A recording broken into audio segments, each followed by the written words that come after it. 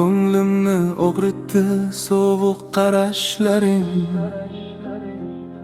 jim qolgan gaplaring ichimni yondirdi. Bir paytlar mehring jonimga malham edi, bugun esa xotirang yurakni ezdi. Ayta olmadim dardimni senga, ishimda qolib ketdi minglab savol. Ranjidim, ammo sukutda qoldim. Ko'nglimni hech kimga ocholmadim. Sen ketgan yo'llar ham qorong'u endi. Orzularim ortingdan yo'qoldi.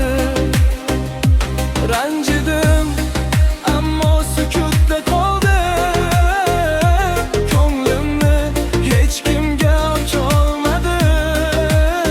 Sen ketgan yo'llar ham qorong'u endi. Orzularim ortingdan yo'qoldi.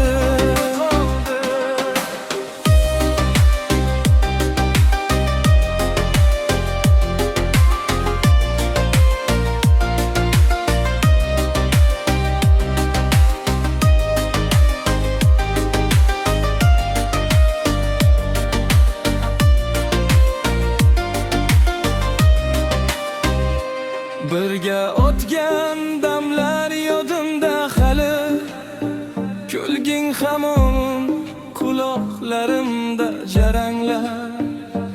Qanchalik unutay desam ham seni, yuragim yana seni izlar.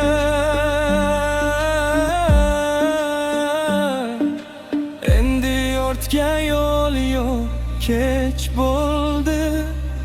Sevgi jimlik ichida so'ndi.